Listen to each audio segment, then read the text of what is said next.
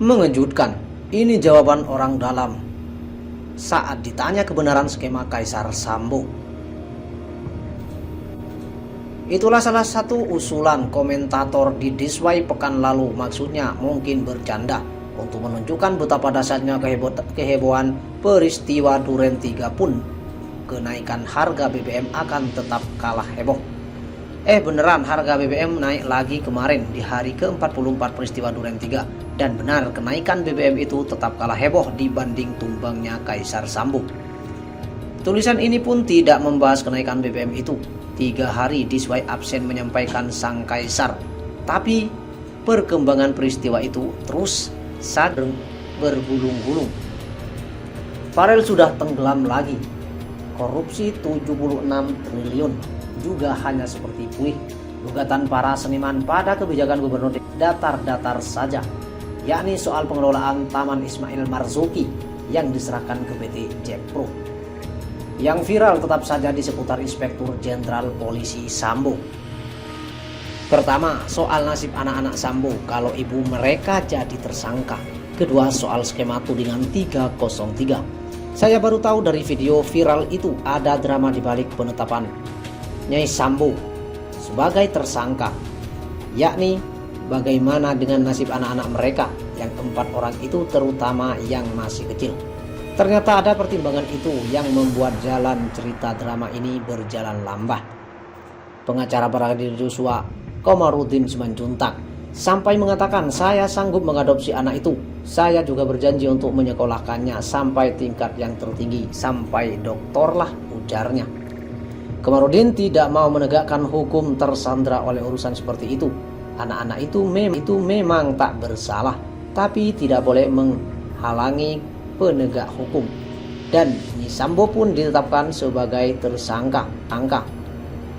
Tentu Sambo punya keluarga besar yang juga tidak akan diam melihat anak-anak Sambo yang tanpa bapak dan ibu mereka. Komarudin masih memberi gambaran lain yang kita tidak bisa. Tingginya ketakutan orang di dalam struktur kepolisian. Yang tidak takut ini kan hanya Pak Komarudin, ujar Komarudin mengutip ucapan petugas-petugas di Mabes Polri kepada dirinya. Digambarkan pejabat-pejabat di sana dalam suasana ketakutan. Pangkat apapun, mulai dari melati sampai bintang 1, 2, dan 3. Yang dihadapi ini katanya mafia, bukan sembarang mafia pula. Mungkin yang dimaksud Komarudin bukan hanya takut dalam pengertian ancaman, namun juga ditambah takut pada kekhawatiran bom memang bisa meledak kapan saja, yakni bom persoalan yang wujudnya saling sandra perkara mafia. Salah satu bom itu meledak pekan lalu. Isinya Anda sudah tahu, skema Kaisar 303. Irjen Pol Sambo dipolisikan sebagai kaisar di puncak sidikan segala macam proyek ilegal. Jaringannya digambarkan sangat rinci, termasuk nomor telepon pribadi jejaring itu, baik yang di Mabes Polri, di Mapolda, sampai ke cukong-cukong swastanya. Saat menerima kiriman skema itu, pikiran saya berputar ke zaman jadi wartawan. Skema seperti itu biasa dipaparkan oleh kepolisian untuk menjelaskan kasus-kasus besar dan rumit. Dengan skema seperti itu, kasus rumit bisa terlihat jelas dan sederhana.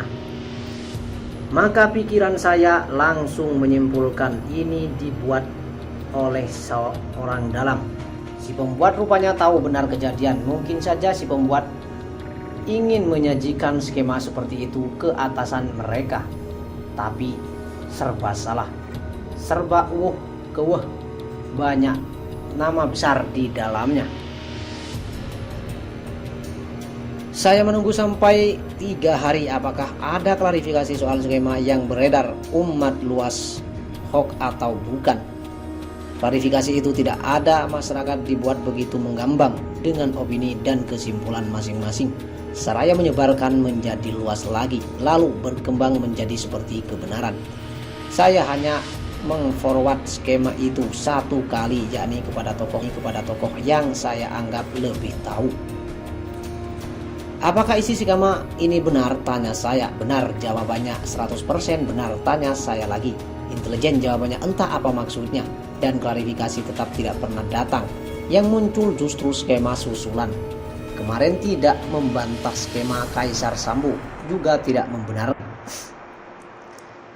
Isinya justru skema yang baru, skema sekali lebih banyak lagi pejabat tinggi di Mabes yang dicantumkan di skema itu, termasuk yang sekarang sedang memegang jabatan-jabatan kunci.